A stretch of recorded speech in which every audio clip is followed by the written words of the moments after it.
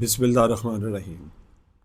अगर beauty powder से किसी के बाल जल जाएं या किसी लेज़र जो है स्किन वाले साहब हैं जो उसके ट्रीटमेंट वगैरह कर रहे हैं तो उनके जल्द जल जाए तो उस सिलसिले में क्या करना चाहिए।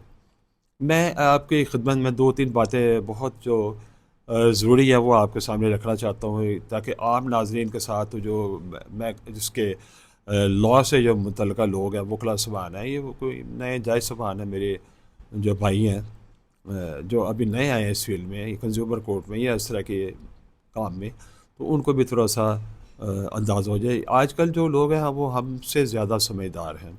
जब हम इस दौर में तो उनसे ज़्यादा बेहतर आज लोगों में शऊर है, आज उनका इल्म भी हम लोगों से बेहतर है।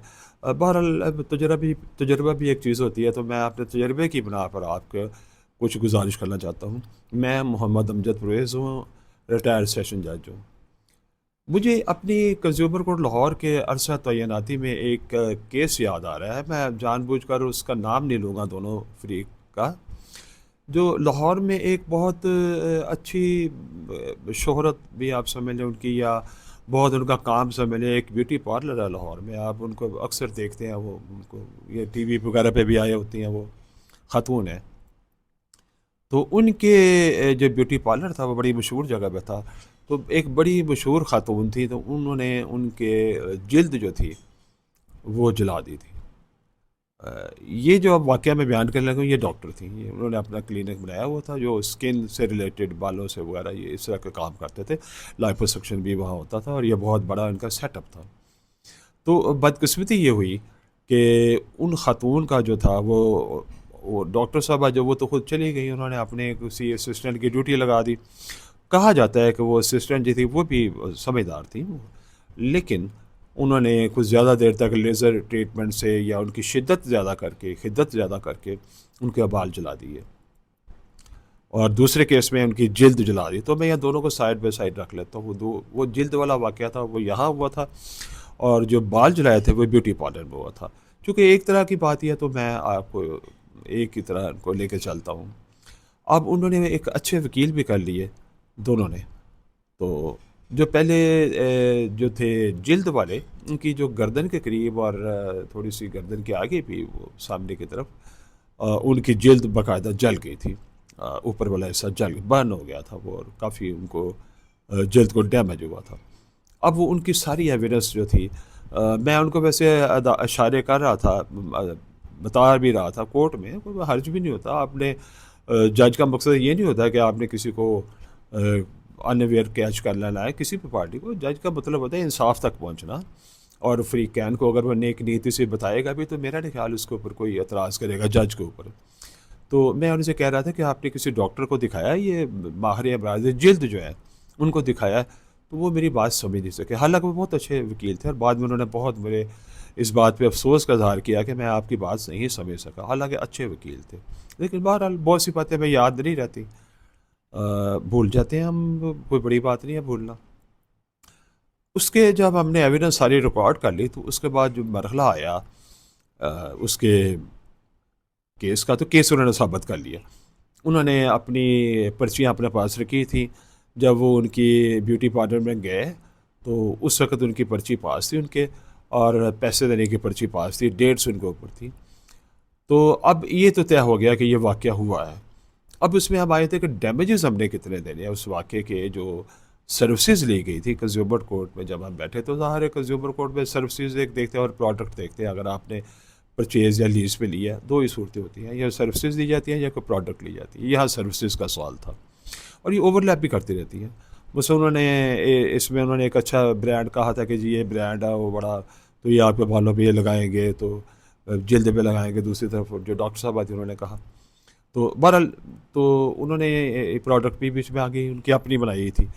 तो मैंने जब उनसे पूछा कि अब हम ये कैसे तय करेंगे कि इनको कितने पैसे मिलने चाहिए, इनके इलाज पर अब क्या खर्च होगा, इनकी जल्द को नुकसान कितना हुआ है या बालों को नुकसान कितना हुआ है, इसका इलाज पे कैसे खर्च आएगा, और इनका सफ़र कितना किया है। तो उन्होंने जितना सफ़र किया है उतना ही उनको ज़ाहिर है डैमेजेस में मिलना चाहिए था उनको।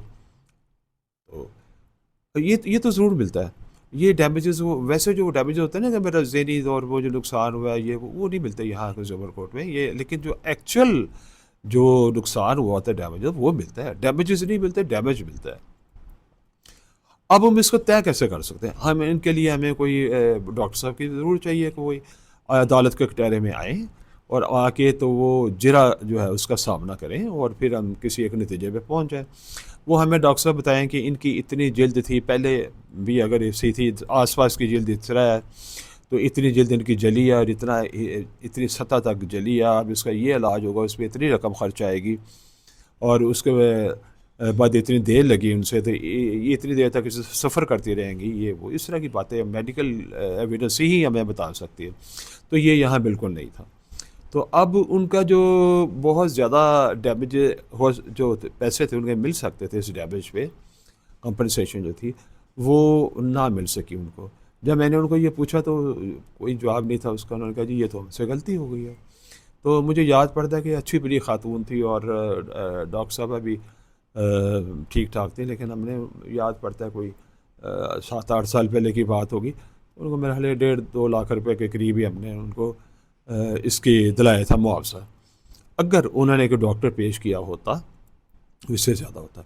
इसी तरह जो बाल जलने वाले थे उन्होंने भी कोई डॉक्टरी कोई नहीं ली थी कि बाल किस तरह जले, क्या जड़ों से जल गए हैं, क्या इनकी जड़ें भी जल गई हैं या ऊपर से जले हैं, क्या ये बाल दोबारा आ जाएंगे जो झड़ गए हैं इनके ट्रीटमेंट से। उन्होंने भी ये किया था कि कोई खातून, वो भी मशहूर खातून थी कोई, तो ब्यूटी पार्लर था वो भी मशहूर था, लेकिन जो काम करने वाली खातून थी वो मैट्रिक पास थी, वो अंग्रेज़ी भी नहीं पढ़ सकती, मैट्रिक भी पास नहीं थी शायद, ये शायद थी, और वो अंग्रेज़ी भी नहीं पढ़ सकती। जो केमिकल उन्होंने अप्लाई किए थे वो उसका नाम भी नहीं बता सकती थी।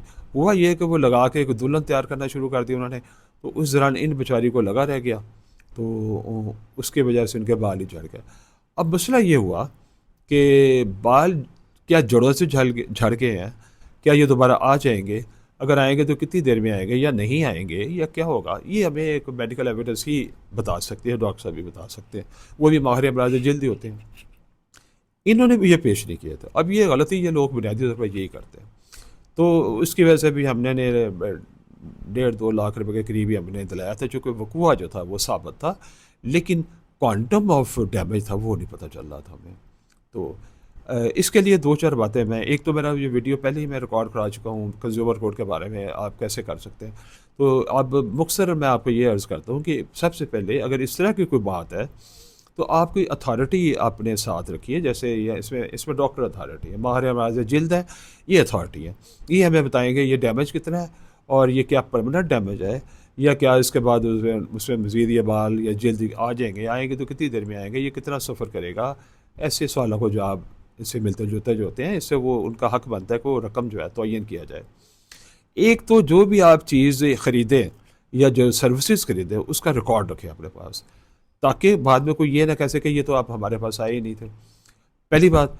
दूसरी बात यह है कि आप ख़ुद भी विजिलेंट हो कि क्या मुझे जो ऑपरेशन कर रहे हैं डॉक्टर साहब, या मुझे घर जो इंजीनियर बना रहे हैं, या मेरा कोई फलां या कोई प्रोडक्ट है, जैसे मैं ख़ुद अपनी मिसाल आपको देता हूँ कि मैंने एक बड़े मशहूर ब्रांड के जूते जो ख़रीदे, वो कैटरपिलर था शायद, तो उसमें उन्होंने बनाए हुए थे वो लेबरर्स के लिए जूते, तो मुझे बड़े अच्छे लगे, मैंने वॉक के लिए चाहिए था। तो उन्होंने, लेकिन ऊपर कोई लिखा नहीं हुआ था कि ये वॉक के लिए या लेबरर्स के लिए, मज़दूर जब काम करते हैं या कोई जिस्मानी मजदूरी का काम आदमी करता है, तो उससे मुझे उल्टा कोई फ़ायदा नहीं हुआ था, वो इतने वॉक के लिए अच्छे नहीं थे। तो हमें सबको ये विजिलेंट होना चाहिए। सबसे पहले हम देखें कि जो प्रोडक्ट खरीद रहे हैं या सर्विसेज हम ले रहे हैं, क्या ये अप टू द मार्क हैं और ये हमारी रिक्वायरमेंट के मुताबिक हैं। अगर खुदा ना खास्ता अगर इसमें कोई नक्स निकल आता है तो फिर हम अथॉरिटी कायम रखें, जैसे कोई चीज़ हम ख़रीदते हैं या सर्विसेज खरीदते हैं तो फिर हम डॉक्टर की, जैसे मैंने अभी अर्ज़ किया, उनकी खदमात लें आप और उनको फिर एविडेंस के लाएँ, उनके ऊपर जरा होगी तो फिर हम ना क्वांटम ऑफ डैमेज जो आता है वो तय होता है और उससे कंपनसेशन तय होती है। तो अगर एक और मुफीद बात मैं आपको चलते चलते कर जाऊँ कि आपका जिस तरह FIR दर्ज कराने से लोगों के, मेरा ख्याल है 60% मसला हल हो जाता है। उसके बाद जिसके ख़िलाफ़ FIR दर्ज होती है वो एक सुलह की तरफ चल पड़ता है।